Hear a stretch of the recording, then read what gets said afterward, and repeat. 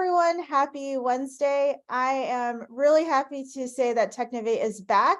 So welcome everyone to our June event where our topic is leadership as an innovation enabler. And our speaker for today's session is Professor Davinder Singh.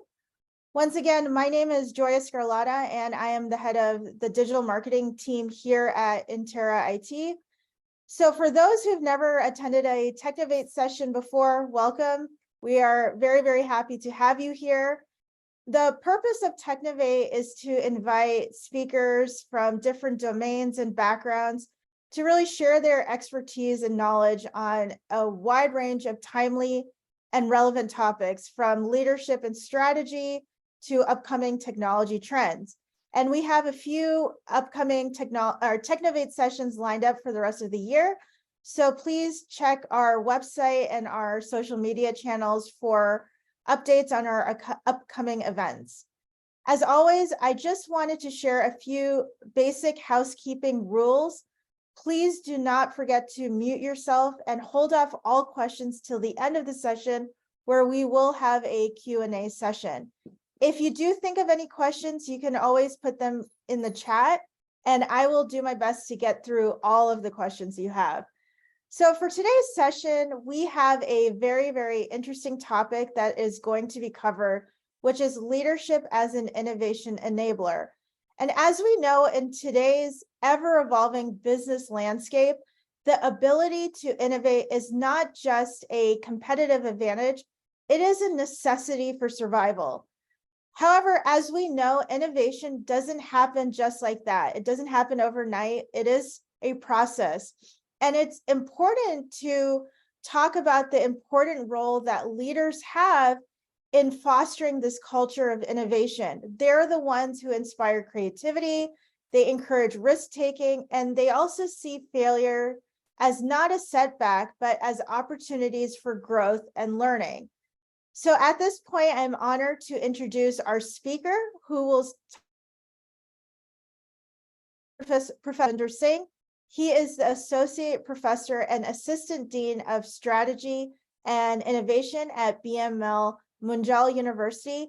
He also brings in over 25 years of extensive industry experience, working with both global companies such as Coca-Cola and Indian companies like Cavan Care, where he's held senior management roles. And his work has taken him beyond India to Central Asia and Africa, where he has led wide-ranging marketing initiatives and built the marketing capabilities of the organizations he's worked with. So I'm extremely excited for this session. Please help me welcome Professor Singh. Professor Singh, on to you. Thank you, Joya, for the introduction, and thanks to Interra team for inviting me here. InterraIT team.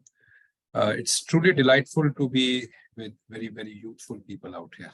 And by youth, I'm not talking age, but I think by the kind of work you do and kind of activities are done by you. And I was looking at your website, one of the words which springs out when you open your website is innovation. And I'm so delighted that I can talk a little bit about innovation today. And not innovation as what innovation is, but primarily as to how, as team leaders, you can manage innovation. I mean, this is something which I've kind of learned myself while being part of various innovation teams. So the way I'm going to do is I'm going to take you all through some slides where I'm going to share my thoughts about innovation and how a leader can kind of manage this whole process of innovation. Should take me about 30-35 minutes, and if I taking a little longer, so I just do this so I will move faster, and then we can have a free-flowing conversation thereafter. The questions, queries, people can share their own experiences, because I'm sure my experience can't be truly encompassing everybody's experience as well. All right, so if you allow me, I'll start with sharing my slide deck with you all. So this happens to be the university where I am right now. I am heading the incubation at this moment at this university, apart from teaching and doing the research. So this is BML Munjal University, set up by the Munjal Group, which is the world's largest two-wheeler manufacturer. The university itself is about 40 kilometers outside of Gurgaon city towards Jaipur on the highway itself. So that's where I work. The left side of the building, second floor, is where you would probably see me if you were to visit me. All right, so the next thing, let me move on. Now, innovation is something which is top of the mind for most companies, and especially the top management, but not just the top management. I think everybody today is talking of innovation, more so after COVID. So almost 70% of senior executives across the world, you would talk to large companies or even to mid-sized companies, they will say innovation is amongst their top priorities. But at the same time, and about the same set of or same number of executives also state that they as an organization or as a team are really not good at it. So it is a priority, but everybody is not good at it. Most of the people are not good at it.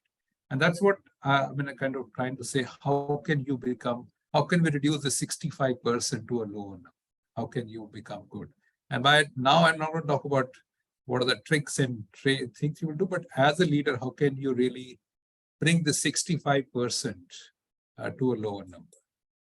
So today's talk would be largely about how, as a leader, you can be an innovation enabler. And I'm sure you all would have heard or wanted to get your organization, and more than your own team, to be more innovative. And here, by leader, I'm not referring only to CXO level position, but I'm talking to anybody who leads a team. Now, before we get into it, let's just have at least one common understanding of what innovation is. Innovation, if I were to ask you all, you will come up with lots of ways to describe or define it. I would like to kind of make it a little bit more simpler and kind of bring everybody at least to one common mode of understanding what innovation. So it really starts with a creative idea. And by here, I'm talking creative because the operative word here is creative. Creative means something novel, something new, something which hasn't been done earlier. Okay, you could have lots of ideas to solve a problem, but if it is not something new, a new way to solve the problem, then it's really not a creative, then it's an idea. And it should create value. It should create value for the user, it should create value for the person or the organization which is delivering this idea or this value to the user. And in between, there is something called an execution. So just taking an idea which is in your mind is not in itself an innovation. That creative idea becomes an innovation when you create value by doing some action. And you can see at the bottom, it seems like an equation. So I put a multiplication sign and not a plus sign. So it's not like that you get a creative idea and you add action to it, you will get a value. You got to multiply this. Okay, so there's an operative signal sign here is multiplication, which I will come to a little later in this talk. So any creative idea which you act upon, create value for others and can take a share of that value for yourself, that is what innovation is. And the value can come in multiple ways. You could increase your revenue, you could cut down your cost, but you can just increase the amount of impact that you create through your output. Suppose you're not for a profit organization. You will say then neither increasing revenue nor cutting costs may help me because I'm not trying to maximize profit, but I'm trying to maximize the impact that I do through my activities. So that's where the innovation, the value part comes through. So if this is let's just stay with this definition of the way of understanding innovation for this particular thing. Now, when somebody asks, what are the different types of innovation? I'm sure what the words that you read, most of you would have heard quite a few of these words or would have used it when you talk about innovation. And we all know that all of these innovations are not similar. So therefore, the kind of efforts which goes in or the kind of output you get or the kind of success you get is not similar. Now, you could do different kinds of innovation. But if you look at this way of defining, kind of categorizing innovation, these are multiple different parameters on which you are categorizing different kind of innovation. But it's difficult to manage as a leader if you work only with this kind of thing. So when I was leading the product commercialization at Coca-Cola, we were hearing all these words, and then we were trying to say, okay, how do we kind of manage different kinds of innovation? It was not very easy. When you talk of product versus process, when you talk of architectural versus organizational, how do you really kind of compare the two? It's not very easy. But yet you need to have some way of categorizing it so that the leaders can use that categorization and lead the teams effectively. So that's where I came up with some different way of structuring it. And before I kind of share that, I would request everyone to join me in a writing exercise, which means you will need to have a piece of paper or a sheet of paper and a pen or a pencil. So my apologies, I probably did not give this as a guideline or input earlier, but if you want to take a few seconds to get hold of one, please do that. It will be helpful. Just write 1, 2, 3, 4, 5 and on the sheet of paper. And if you have an iPad, you can do the same thing on an iPad also. There's no issues. Now, what I'll do is I'll give you some set of instructions one by one. Kindly listen to these instructions before you start executing them. So once I say I've finished my instructions, I'll say, please go ahead. Then you carry out the instruction that I give you. Okay, so the first instruction that is that against 1, please write your name in English all caps. Please write your name in English all caps. Please go ahead. And I will also write.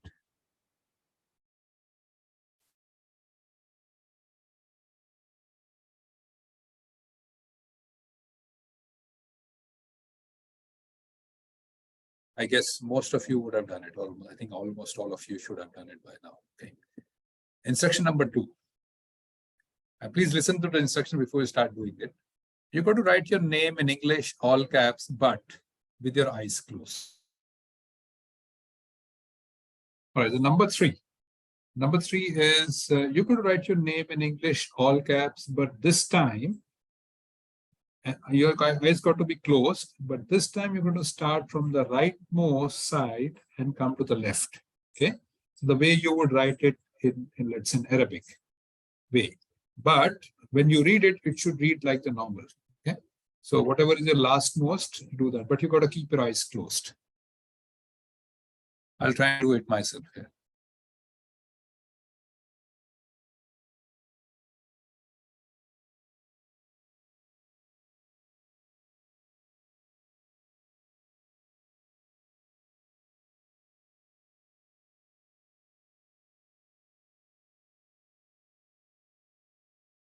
Okay. Done? Okay. Yes. All right, number 4. You're going to write your name in English, all caps, but this time just use the other hand.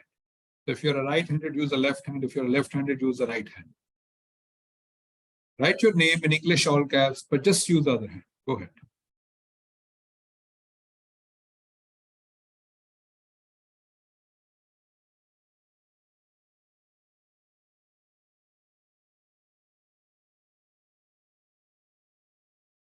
All right. All done? Anyone who would like to show their output in front of the camera or something like that? No, that's okay. Thank you, Vikashji. Yeah. Thank you.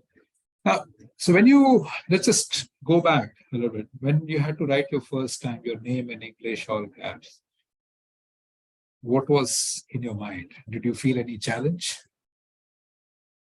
And you guys can unmute yourself, whoever wants to speak. And you can unmute and just say. Felt confident. No, sir. No, sir. No.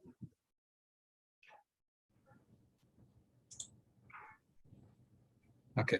Yeah. So if you would have not really faced any challenge, And why is that so? It's largely because you've been doing this thing for so long and so often. You really didn't even talk. I don't think you even gave it a thought as to what you're going to do. You just followed the instruction. It was like zip. Number 2 was when you had to do the same thing, but with your eyes closed. Did it bring some difficulty? And if it did, how big was the difficulty or challenge?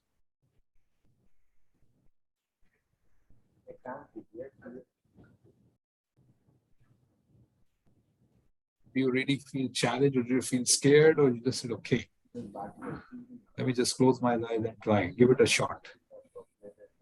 How will be A the little challenged, a little. little bit challenged, but when you started, Yeah, a little one, not so bad, though my handwriting is not so good, but I think it was okay, still okay. right? Yeah. So every day in the work, you get these kind of little challenges, right? Let's say you were planning to meet some deadline, and while you were doing it, you got late because your car broke down, or some of your colleagues did not land up for this thing, or like as we just experienced two minutes ago, the internet went off at my place. No, so these are the 1 and 2 are typically what I call is a business as usual. You are doing most of 80-90% of your everyday work is something that you've been doing quite often, and you don't have to put in too much of an effort to do anything new. And the rest, another 10-15% is more like a little bit of challenge, but you're still doing pretty much what you do every day. So this is business as usual. There's really no innovation in this. Yes, of course, if you were to do more often with your eyes closed, you will probably get your name as nicely written as you would with your eyes open. But now come to the number 3.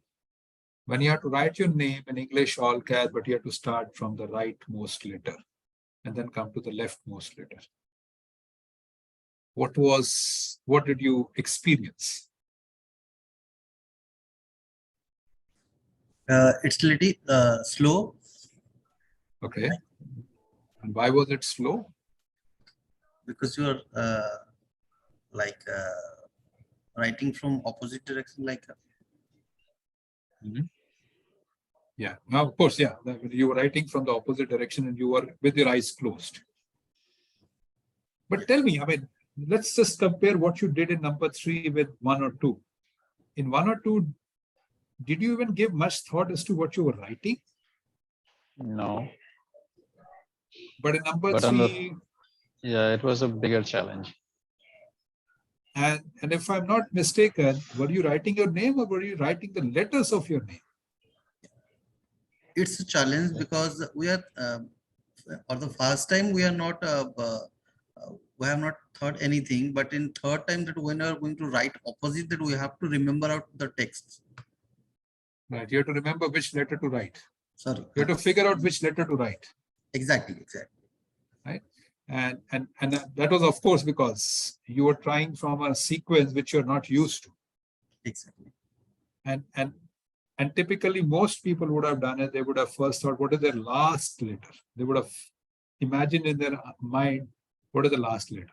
Then it's okay, which is the one which is on the left of it? And they probably would have come all the way from the first letter up to that point, and then oh yeah, this is what it is. Okay, so you were writing letter by letter by letter, unlike 1 and 2. In 1 and 2, you didn't even think what letters you were writing. You just wrote your name. Okay, you wrote your name. You did not write the letters. Your focus was writing the name and not the letters. In this case, you're writing the letters one by one. And it's perfectly fine if some of you might have missed out one letter or got the sequence wrong. So that's okay. But what you were doing in this case was you're trying to figure out a new process, a new way of giving the same output. Okay. Now here, this is the first level of innovation that you're bringing in. In this case, there's basically a process which is coming in. You're trying to refigure the process of doing the same thing. That is level 1 of the innovation. Now let's come to number 4. You only had to change the hand. Did it give you a challenge by just changing the hand? You don't have to close your eyes. You don't have to write right to left. You just have to use the other hand.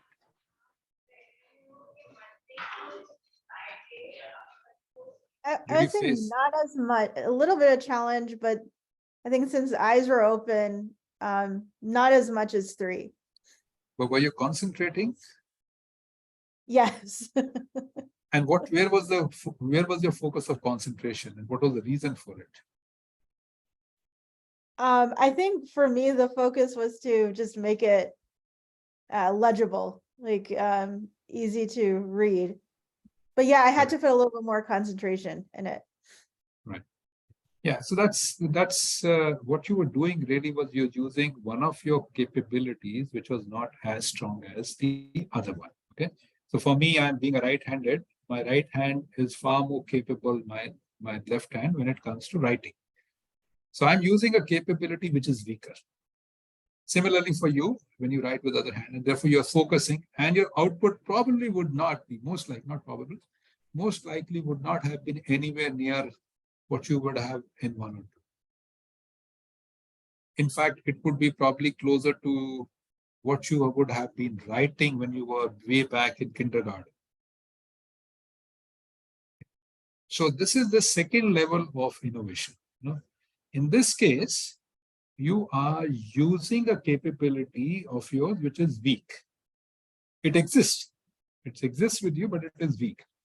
And it is going to require a certain amount of effort, concentration, and focus. Now, if you were to continue writing with your other hand for quite some time, it would start to come closer as an output or as a capability similar to the regular hand that you use for writing. But it will take you some time, it will take you some effort, it will take a conscious corrections, in terms of how you're going to use that other hand.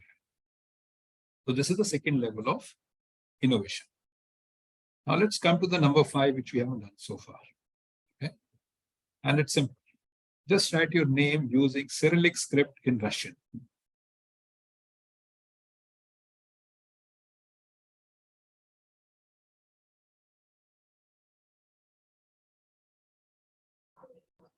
Can you come again, please? Just write your name using Cyrillic script. Just write your name in Russian using Cyrillic script.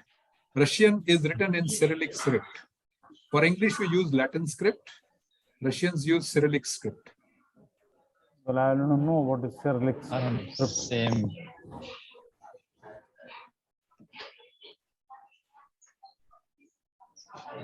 Yeah, but I'm still challenging you to write it.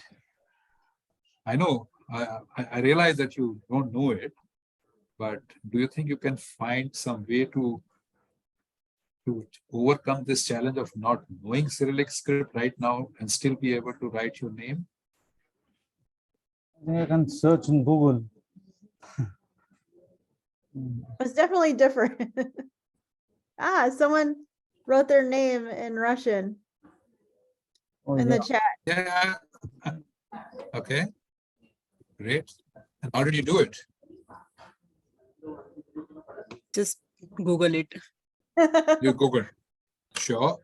That's a smart thing to do. Look. Somebody's come up with a fantastic idea. How about using a different keyboard? So number 5 is the third level of innovation, wherein you ended up using, you had to do something, but one of the critical capabilities were missing in this case, which is the knowledge of Cyrillic. Now, of course, many of you went to Google Translation and filled it up by using Google Translation. Some of you tried probably the new keyboard, Cyrillic keyboard. Some may have gone the old way back, taken out the primer and looked at the alphabets of Cyrillic and tried to compare it with some phonetics from English and then try to do it. But and I must say you managed to write your name. But if this was to go beyond writing your name, even to just describe what kind of person you are in 3 sentences or 4 sentences, I'm sure you will realize that it's not so easy. You will have to spend some time doing it. So this is where the third level of innovation comes into play. And this requires you to fill up a gap of a capability and to not only fill it up with acquiring, but to increase the level of its capability. So it will take much longer. If you look at 1, 2, and 3, 1 is easier. Second is you have a capability, but it is weak. So you don't stop. You don't stop at all. You may not be as good, but you can over a period of time very quickly come to a good. Third level is where you suddenly, all of you actually almost put your pens down, right? Your first reaction can't be done. Now that's the third level of innovation, where you realize, oh my God, I don't have something which I need to be able to do it. And then you try to figure a way to acquire it and master it and elevate it to a level. And of course, that would take a much longer period. Now, if you have to look at the three levels of innovation, and you as a leader have to manage your team, which is going to manage at least one of these three, what is the role that you will play? That's a question. More like an incremental innovation, where you generally possess all the capabilities that are required. They are strong. Then your role is more like that of a manager, where you will give your team certain goals to reach out to the patient. But you'll also define the boundaries within which they have to work. And from time to time, you will have the review of how you achieve. Managing incremental innovation, there's probably more of a looking at process change in this thing, and you remain manager as a team leader.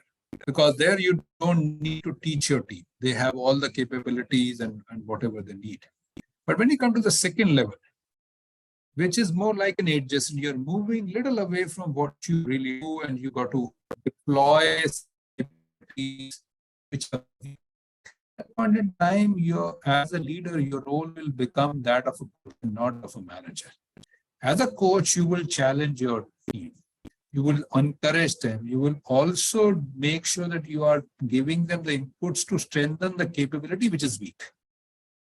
You will know their input won't be great, but you will help them improve. So you play the role of a coach and not that of a manager.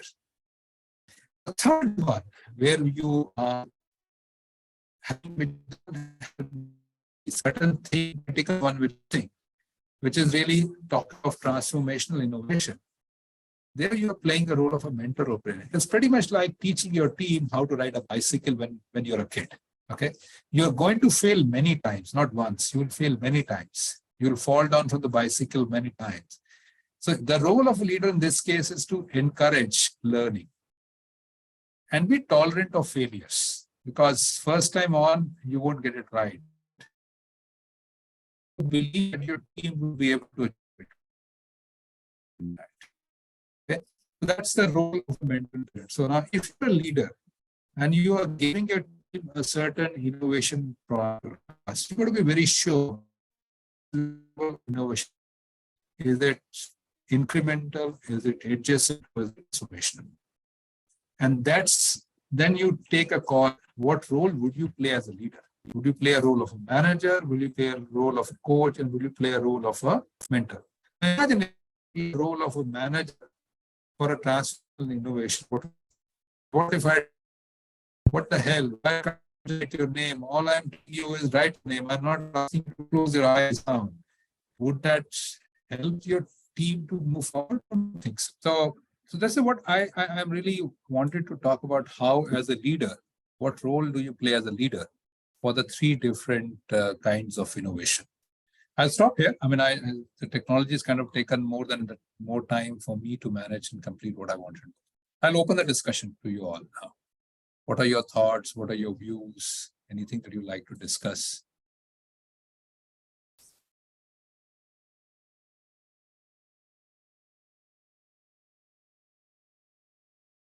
Anyone?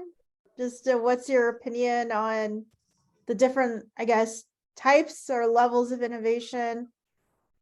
Does anyone have any stories that they want to share or can relate to one of the levels or whatnot?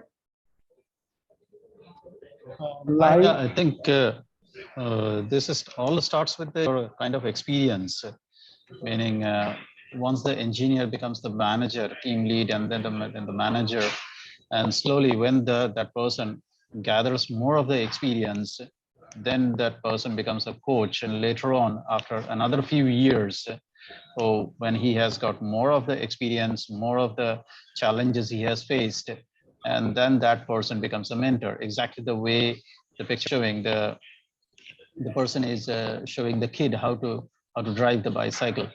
Exactly the way we treat our kids in the similar way that we are having that much of experience and we have handled so many challenges in life, and thereafter we come from manager to coach to mentor. So it all meaning amalgamation of the entire experience and the way he built up in to this level. I think because you have just said it rightly, because to reach a level of mentorship, you got to evolve and kind of be able to understand the constraints and be able to understand your team's potential as well. Right, sir. Yuvraj, I think wanted to say something. Yes, sir. I was asking how important is the team in leadership? Because without a team, you are not leading anybody.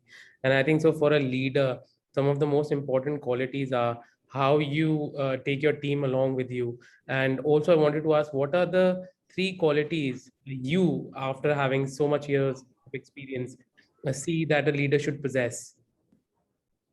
Okay, when I talk of, let's talk, I mean, there are a lot of qualities the leader must possess. I mean, and that's clearly, and it's a big subject.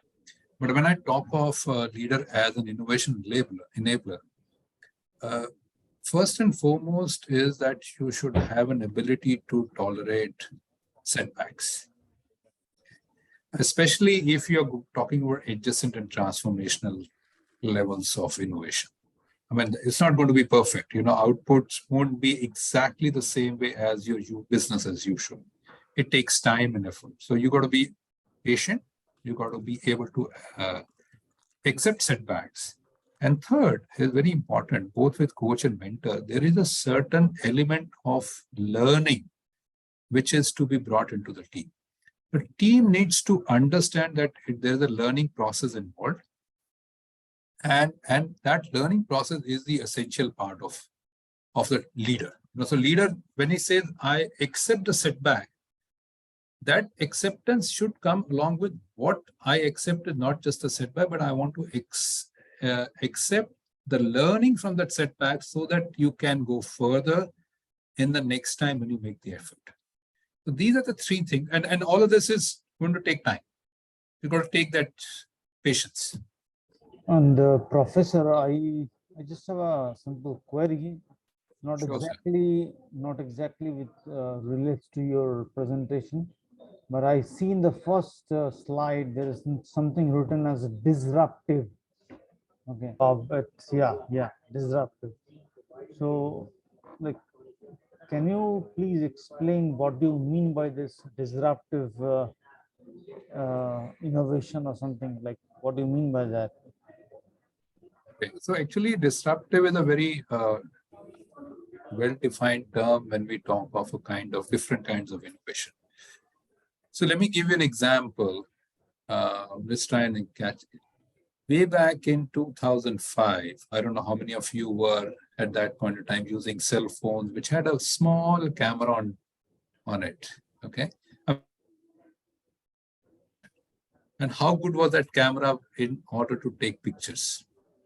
It was probably 2 or 3 pixels at that point in time. And those cameras on the phones, they were really poor quality pictures. Okay. And if you were going out with your friends or with your family for a vacation, or you were having a small party at home, celebrating somebody's birthday or some achievement, you probably would not take pictures from that camera. You would take out a proper camera, most likely at that point a digital one, which is about 10 megapixel, and you would take the pictures. Now think that this is 2005, but 2010, most of us had stopped using the normal camera.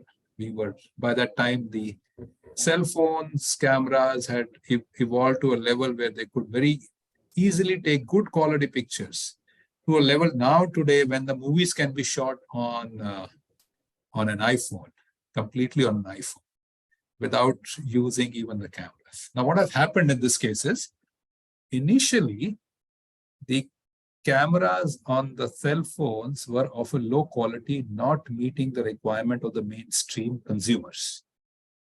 But incrementally, they improved and reached the mainstream consumers' requirement. And while this was happening, the regular cameras were improving themselves better than the cameras of this, but they were actually going over and above the specifications required for the mainstream. So what happened? Cell phone cameras disrupted the camera business completely. Similarly, spreadsheets, Microsoft documents, or other document packages disrupted the typewriters. Okay. So what happens in a disruptive innovation, something starts at a lower end of quality, improves over a period of time, reaches the mainstream level acceptance, and disrupts the existing solution completely and takes over. That is what disruptive innovation is. So let's take in this case, today what we are seeing. Chat GPT, generative AI, it's not probably it's not likely, I mean, let's say 2 years ago or even a year ago, the output was nowhere near, let's say, a Google search output. Okay. If you give a question to Chat GPT of 2 years ago, the output have been very, very poor. So it was nowhere near that. But over a period of time, they have improved. And today, they are in a position where they can disrupt the Google search completely. I mean, not only Google search. I'll give you an example. Last week, we were to go to Nepal for 3 days. And my wife has been in the habit of going on, doing Google search, look at TripAdvisors, 6 different places to create an itinerary for a 3-day. And then she got to know about Chat GPT. And then she just wrote, give me a 3-day itinerary of the regular sightseeings in Kathmandu. And like it gave her the whole stuff. And for her, it was like, wow, I mean, instead of 2 days, I'm getting it done in 1 day. Now, it's going to disrupt the Google search, the TripAdvisors. Actually destructs not disrupt, it actually destroys the current solution as well. Happened to Nokia, right?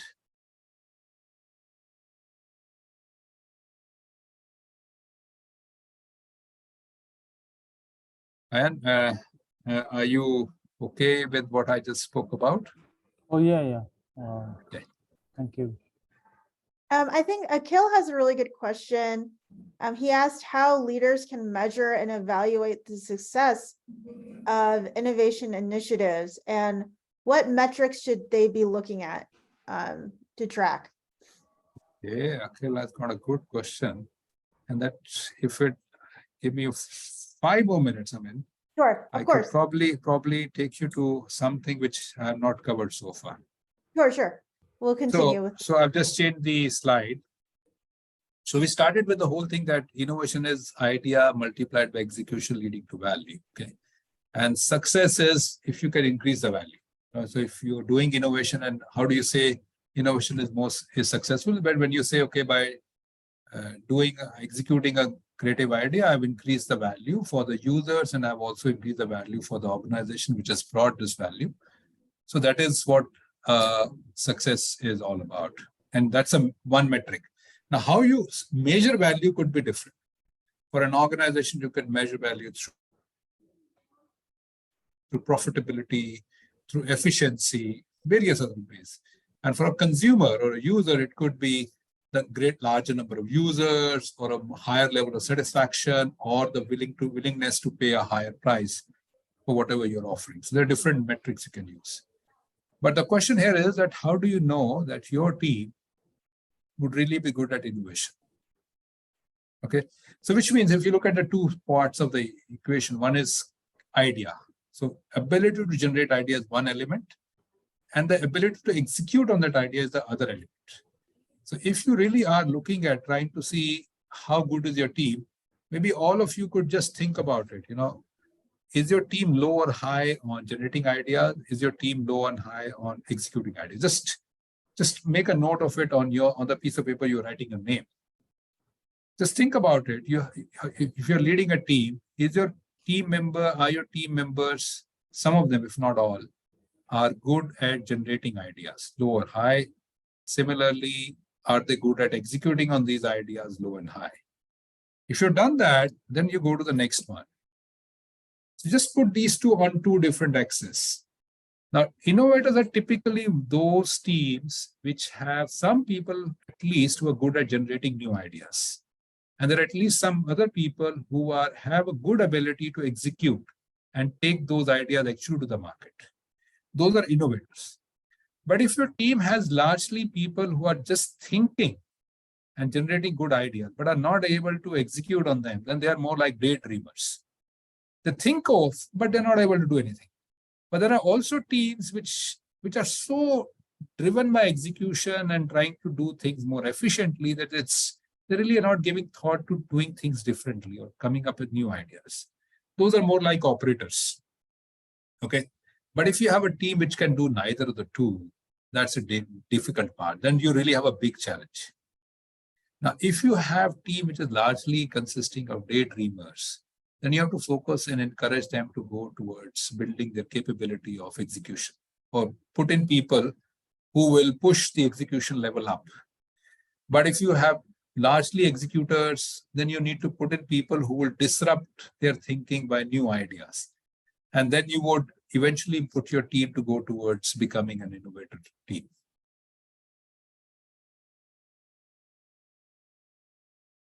So I haven't answered the Akhil's question from Akhil in a straight way, but I've given a lead towards thinking this through. And that's what a professor does. We typically would not give you an answer.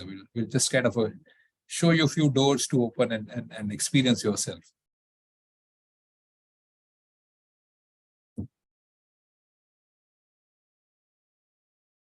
He said it helps. It helps.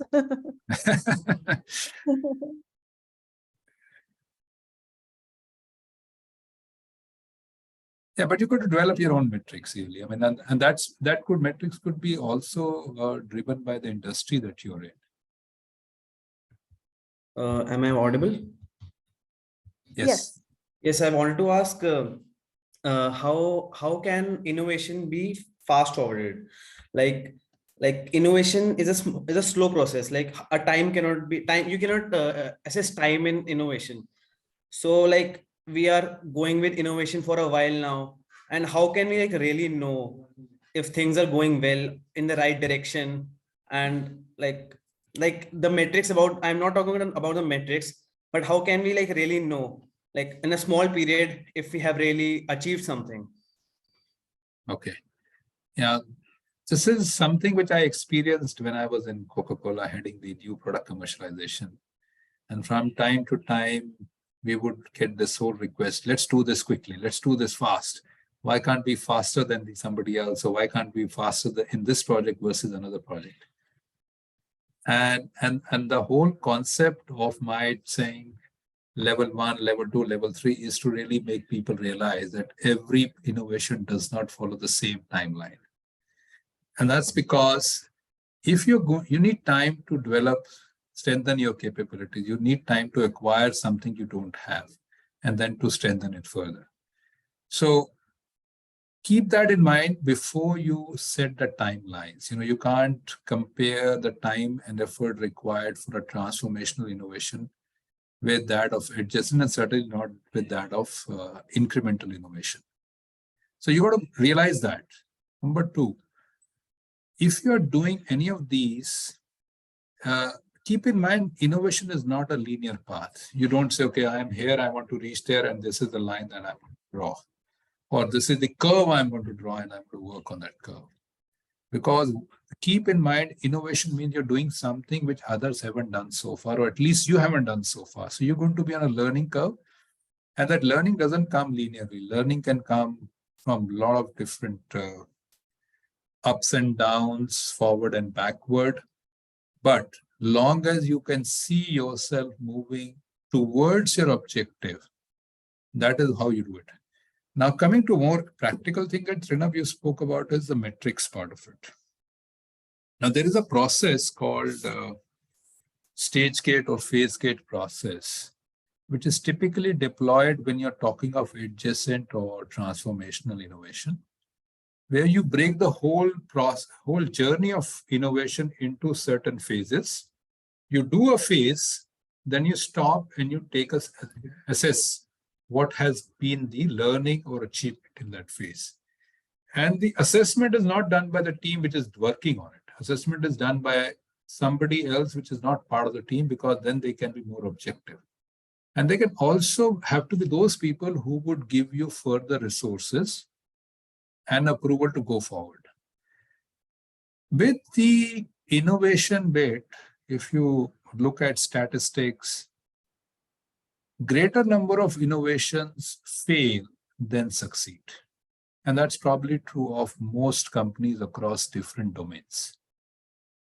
And therefore you realize that you would like to reduce the failures and try to increase the probability of success. Now, to do that, therefore you use the stage gate process. You do a certain set of activities in a certain stage, to bring that output for review. If the reviewers find that what you have done is good, and to a level where they can say, let me put more money, more resources onto your project, because now what you're showing is a greater chance of success. Okay. And therefore you break this whole project into 3 or 4 phases. Each phase is reviewed, and then you go to the next phase. And with every next phase would actually be given, when you reach the next phase, you will actually be given larger resources, and the bets go higher up. Okay. So that's how you manage transformational innovation projects. Okay, there's another question from, I think, from Vanshdeep. How frequent should a team have discussions about bringing new innovations in their work? This is something, I mean, there are interesting examples like 3M. 3M has a policy that any employee could take, I think, 10 or 15% of their work time on a project which has nothing to do with their work, and they don't need to report that to their supervisor. They could be doing their project on their own or with anybody else within the organization. So supervisor can't, their supervisor, immediate supervisor can't say, what did you do with that 15 minutes? So he's not answerable. That employee is not answerable to the supervisor for that 15% of their time. Okay. And that's one way of looking at it, how often you would like to do it. More important is, more than how often, is how much of a leeway, how much of autonomy do you give to the team? So think from that perspective rather than from the frequency. Frequency would really come from your own team and your own desire.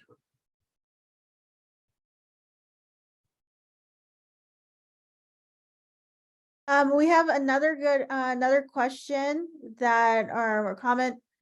I think most of the startups are banking on innovation to bring something new. Do you agree? Of course, 100%. So unless you bring something new, you're not an entrepreneurial venture. You're just another business. And I open up a fast food joint or making burgers, it's just the same way as the next door McDonald's is going to make. That's not going to fly. But if I can make something different, or make something which is of a different value to the user, then only I would be innovating. So yes, innovation is the foundation for a startup. I actually have one question, and then maybe we can Sure. close the thing. But so to me, innovation, there's a degree of risk. So how do leaders kind of strike that balance between promoting innovation and also maintaining stability within their organization? Yeah, that's a big challenge. I mean, and it's not for the team. If you look at it, most organizations, their business, they want it to be more efficient, because the regular business bit is not efficient, or is not really going faster than the competition, then you lose out. So a whole lot of the effort of efficiency, and efficiency requires standardization, requires repetition of the same thing, and reducing the, if I say, exploration. On the other side, if you don't explore and you don't experiment, you can't have innovation. So in a way, the two of them are paradoxical. Now, for a leader to get this ambidexterity of chasing efficiency and yet having some exploration is a big challenge. And some organizations want to do exploration from the team, which will focus on efficiency. So something like transformational innovation will obviously should be handled by a separate team, or a team which has a separate time carved out to work on that. And there the team should not be measured using the same metrics as you will use for efficiency. So if you're going to give that team some work, then you can't measure their output, their performance by the same metrics that you will use for a team which is working on an efficiency-driven paradigm. So as a leader, you need to identify resources which will be dedicated to exploration, to transformational innovation, then also bring in different metrics to measure their output and their success.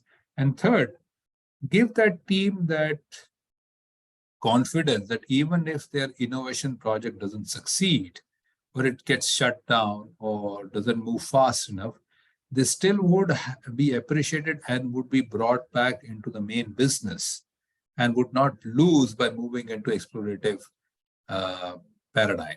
Okay, so these are some of the broad level things that as a leader you should practice.